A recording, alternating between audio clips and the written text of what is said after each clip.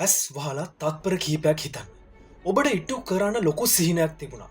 විභාගයක්, වෘත්තයක්, ජීවිතයක් වෙනස් කරන ඉලක්කයක්. නමුත් සෑම දවසක්ම එකම දෙයක් සිද්ධ වුණා. අද ටිකක් මහන්සි. හෙට ඉඳලා හොඳට පටන් ගමු. තව කල් තියෙනවා. ඔබ හිතන්නේ මේ හිතේ ඇත්ත කතාව කියලාද? නැහැ. ඒ ඔබේ මොළය ඔබට කියන ලස්සන බොරුවක්. ඔබේ මොළේ මූලික කාර්යය ඔබ සාර්ථක මිනිසෙක් කරන එක නෙවෙයි. ඒ මූලික කාර්යය ඔබ ආරක්ෂා කරන එකයි.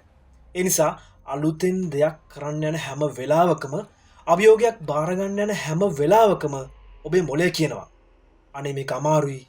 මේක පස්සේ කරමු. අද ටිකක් විවේක ගමු කියලා. ඒ හඬ ඔබේ හිතේ සතුරෙක් වගේ ඇහෙන්නේ නැහැ. ඒ හඬ ඇහෙන්නේ ඔබේ හොඳම යාළුවා වගේ. ඒ නිසාම ඒක ගොඩක් භයානකයි. දවසක් දවස් 7ක් ගෙවෙනවා. දවස් 7 මාසයක් ගෙවෙනවා. මාසයක් අවුරුද්දක් වෙනවා. ඊට පස්සේ ඔබ එක දවසක් අවදිලා අහනවා මගේ ජීවිතේ වෙනස් වුණේ නැත්තේ ඇයි කියලා. පිළිතුර සරලයි. ඔබ හැම දවසකම ඔබේ මොළේ බොරුව විශ්වාස කරා.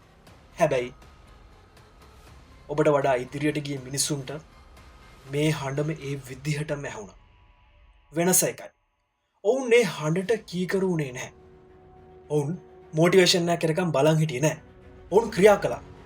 ක්‍රියාවෙන් පස්සේ තමයි මොටිවේෂන් එක යාලට ආවේ. මේ ලෝකේ විශාලම ජයග්‍රහණ බිහුනේ උද්‍යෝගයෙන් පිරුණු දවස්වල නම් නෙවෙයි. මහන්සියෙන් පිරුණු දවස්වල, කම්මැලිකමෙන් පිරුණු දවස්වල, කිසිම කැමැත්තක් නැති දවස්වල තමයි එහෙම දේවල් බිහි වුනේ. ඔබේ අනාගතයේ තීරණය වෙන්නේ ඔබට වැඩ කරන්න හිතුණු දවස්වල නෙවෙයි.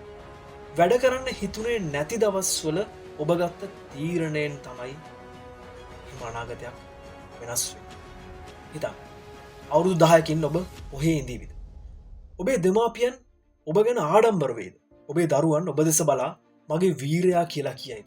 නැත්නම් ඔබ ඔබේ ජීවිතය ගැන නිහඬවම පසුතැවේද? අනාගතය අදම ලියවෙන්නේ නැහැ. ඒ ලියවන්නේ අද ඔබ කරන පුංචි තීරණ වලින්. තවත් එක වීඩියෝ එකක් බලනවද? නැත්නම් පොත අරිනවද? එහෙම නැත්නම් තමන්ගේ ඉලක්කයට වැඩ කරනවද? තවත් විනාඩි 10ක් සමාජ මාධ්‍යවල ගත කරනවද? නැත්නම් විනාඩි 10ක් ඔබේ සිහිනයට ආයෝජනය කරනවද? මේ මොහොතේ ඔබ ගන්න තීරණය හෙට ඔබ කවුද කියන එක තීරණය කරනවා. මතක තබා ගන්න. ඔබේ සතුරා අසාර්ථක වීම නෙමෙයි. ඔබේ සතුරා හෙට කියන වචනයයි. ඔබේ ජීවිතේ වෙනස් කරන දවස හෙට නෙමෙයි. ඒ අදයි. ඒ දැන් මේ මොහොත. ඉතින් මේ වීඩියෝ ඉවරුණු විගස ඔබේ දුරකථනය පැත්තකින් තියන්න. ඔබේ සිහිනයට යන්න පටන් ගන්න. පොත අරගන්න. පළමු පිටුව විවෘත කරන්න. පළමු විනාඩියෙන් පටන් ගන්න.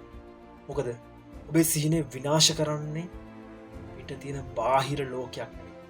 ඔබේ මොළය කියන ඒ නිහඬ බොරුව. ඒ බොරුවට අදින් පස්සේ තව එක දවසක්වත් ජය ගන්න දෙන්න එපා.